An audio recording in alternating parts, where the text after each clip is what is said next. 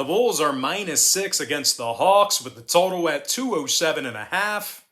We're hitting at 67% in our last 27 NBA tier package picks on BrockPage.com. And if you want to see which game is being featured as my NBA tier package pick on that website here today, the link for that pick is in the description section below. We're also 2-0 in our last couple of board member tier package picks on that very same website. And the good news is we have another board member tier package pick going off here today.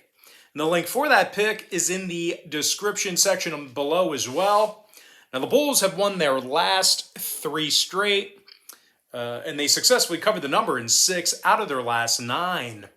Chicago is also one of the best shooting teams in the NBA right now, as they currently rank in the top 3 in both offensive field goal percentage and shooting the 3 ball. Zach LaVine's drilling 40% of his three-pointers this season himself, along with 26 points a game. Meanwhile, DeMar DeRozan is scoring nearly 27 points a night himself, along with 5 rebounds and 4 assists. And when it comes to defensive play, the Bulls are currently in the top 10 in defensive rebounding, and they allow only 106 points per contest. They're taking on an Atlanta team who lost 7 out of their last 10, and they covered the number in only 30% of those contests. The Hawks are also going to have to go to work without a bunch of their stars in Williams, Gallinari, Collins, Herter, Young, Iwundu, Luau Cabarro, Okongwu, Johnson, and Cooper. And even when Atlanta's healthy, they're currently in the bottom 10 in points allowed per contest at home. Now, total-wise, Atlanta did see contests with Denver, Houston, and Minnesota get over the posted number. Meanwhile, the Bulls saw 3 out of their last 4 get over the total themselves. I'm going to lean towards Chicago -6 over 207.5. Next game, Celtics, T-Wolves, 8 o'clock Eastern start time. Boston is -9, totals 216. Despite a handful of guys out tonight due to COVID, the Celtics have been very good against the number here recently. As a matter of fact, Boston went 5-1 against the number in their last 6 ball games. They've also done a pretty good job of scoring on the road, as they currently rank in the top 10 in scoring away from home. Jason Tatum is averaging over 25.5 points a night, along with 8 rebounds and 3 assists. Meanwhile, Jaylen Brown's getting 22 points a game, along with 5 boards and a couple assists as well. Now, when it comes to the injury report here for Boston, Schroeder, Fernando, Nesmith, and Hauser, they are out for tonight's action. Meanwhile, for Minnesota, they're going to be fairly unrecognizable tonight themselves. Towns, Russell, Prince, Vanderbilt, Reed, Edwards, and Wright, they are all sitting this one out here tonight. Meanwhile, Beverly and Okogie are listed as questionable as well. Now, the depleted Timberwolves have lost their last 2 straight, and they also have a losing record against the spread at home. And speaking of home court, the T-Wolves really aren't shooting all that well at the target center, as they currently rank in the bottom 3 in the NBA in home offensive field goal percentage. Now, defensively on the other end of the court, they're also struggling to get rebounds, as well as they're currently in the bottom 3 in home defensive rebounding. And when it comes to the total on this one, it's actually been Minnesota's defense that has struggled due to these COVID outages. Minnesota saw their last 3 straight get over the posted number, 8-1 of the over in their last 9.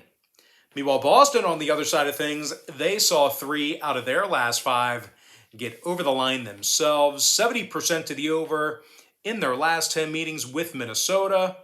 I'm going to go ahead and lean toward Boston -9 and the over 216. Next ball game, we actually skipped this one for some reason, but anyway, it is going to be Rockets versus the Hornets, 7 o'clock East. Charlotte's -6.5, totals 236. Now, the Hornets have done a real nice job against the point spread here recently, as they successfully covered in 7 out of their last 10 ball games. Charlotte's also 8-4 straight up in their last dozen at the Spectrum Center. and they successfully covered the point spread in 83% of those very contests I just mentioned. And when it comes to scoring points, well, there's not many teams out there that are better than Charlotte in that particular category, as they've been averaging 117 points a night on their home court. LaMelo Ball is averaging just about 20 points per contest. He's also drilling nearly 40% of his three-pointers. Meanwhile, Gordon Hayward's draining nearly 40% of his three balls himself, along with 17 points a night.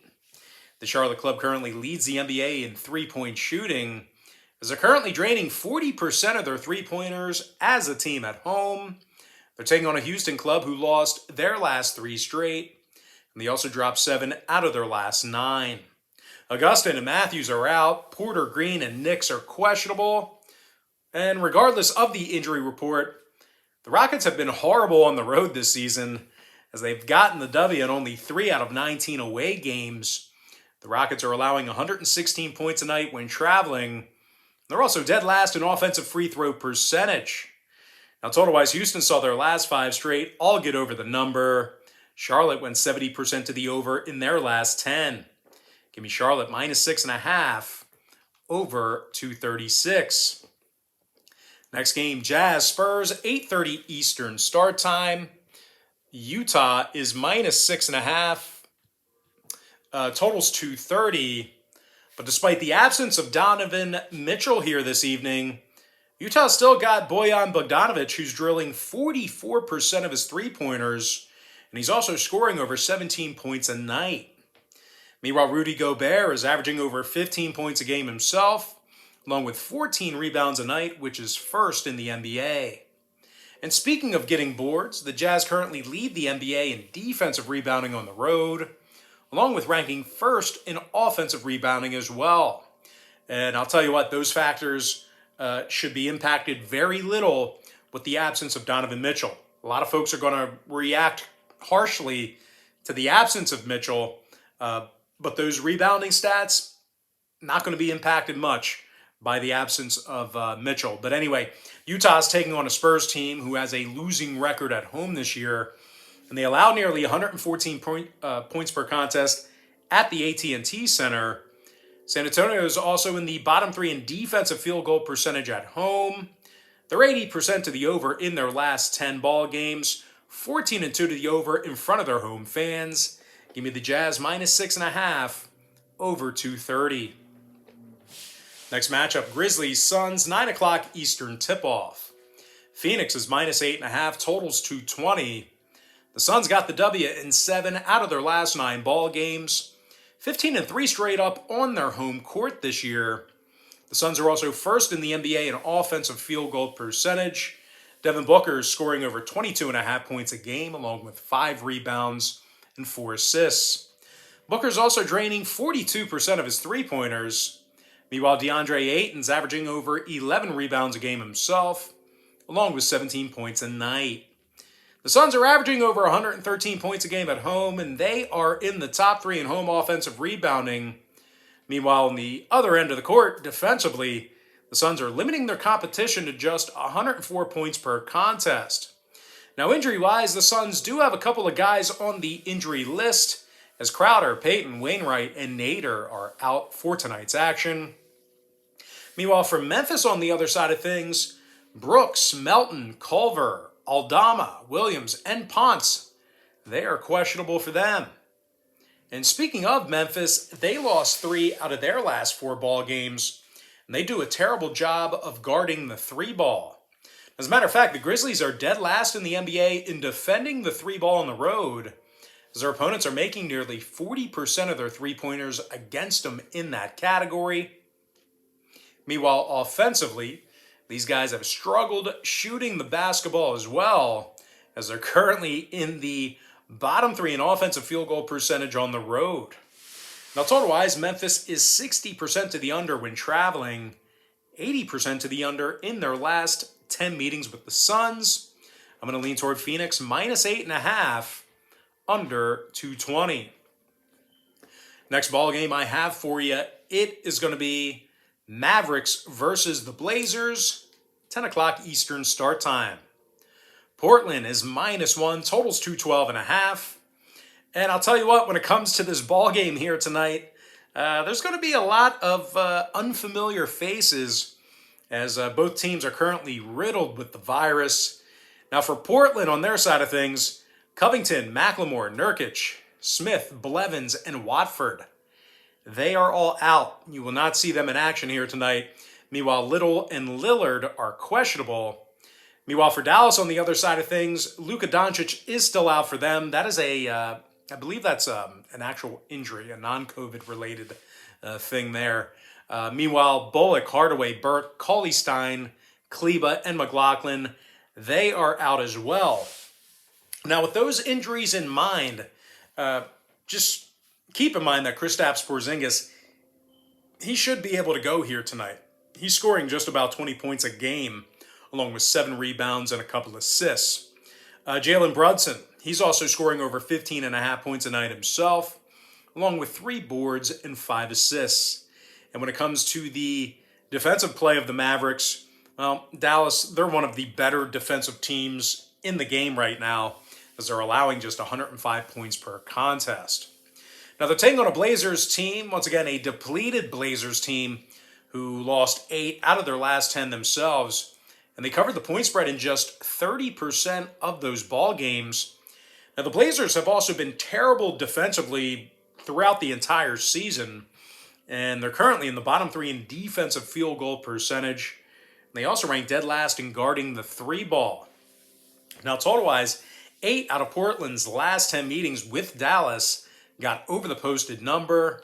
The Blazers also saw meetings with Charlotte, Phoenix, Minnesota, and Boston get over the posted total recently as well. Meanwhile, Dallas on the other side went 3-1 of the over in their last 4. I'm going to lean toward Dallas +1 over 212.5. And with that, guys, we're going to jump into our next and final matchup for this video. And it is going to be Nets versus the Clippers, 10:30 Eastern tip-off. Brooklyn is -4. Total is 213.5. Now, the Nets are going to work here tonight without Kevin Durant and LaMarcus Aldridge. Both players are in quarantine. Wish the best for them. Hopefully, they make it out okay. Having said that, though, James Harden looks like he's in the lineup here tonight. Should be on the court. He's dropping 21 points a game. And he's also averaging 8 rebounds and 9 assists.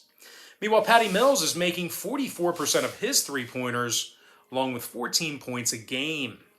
The Nets are currently the best shooting team on the road in the NBA, as they're first in both offensive field goal percentage and three-point shooting away from home.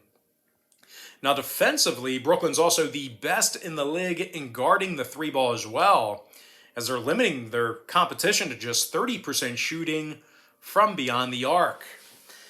Now, they're taking on an LA Clipper team who is, in fact, in the second of a back-to-back here tonight. They just played last night, and they also lost 4 out of their last 5 ball games. Now, Paul George is still unavailable here tonight with an elbow. Morris, Jackson, and Preston, they are questionable as well. The Clippers have struggled to get rebounds defensively this season. They're currently in the bottom 5 in the NBA in that particular category. Meanwhile, offensively on the other side of the court, LA scoring only 105 points a night in the crypto building. When it comes to the scoring in this one, LA's last 4 straight all fell under the number, 80% to the under in their last 10. Meanwhile, Brooklyn went 60% to the under in their last 10 themselves. I'm going to lean toward the Brooklyn Nets -4 and the under 213.5. And with that, guys, now it's time for our quick pick recap. Powered to you by my website at brockpage.com, where we are currently hitting at 67% in our last 27 NBA tier package picks. I like Chicago -6 over 207.5. I'm also leaning toward Boston -9 over 216. Give me Charlotte -6.5 over 236. Utah -6.5 over 230. Phoenix -8.5 under 220. Dallas +1 over 212.5. And before I give you my next and final free pick for the video, one final reminder that we are also 2-0 in our last couple of board member tier package picks on BrockPage.com. I'm going to lean toward Brooklyn -4, under 213.5. And with that, guys, that's going to do it for me. Don't forget to check me out on BrockPage.com. If you guys do end up getting a membership here today on my website, just keep in mind you're going to get billed the day you sign up and then the first of every month following that. So if you do end up getting a membership here today on BrockPage.com, you're going to get access to that content all the way through the end of December. I tell folks in every single video, the earlier in the month you sign up, the better. And guys, if you want to get access to every single pick that I give out on that website, you're going to want to think about getting my board member tier package. Board members get access to every single pick that I give out on that website all the way through the end of December as well. But most importantly, guys, got to thank you for joining me right here on YouTube. I really hope you enjoyed all this great free content, all this great free information. And with that said, guys, happy Monday to you. Best of luck to you. And I look forward to seeing you later on today on my website at BrockPage.com.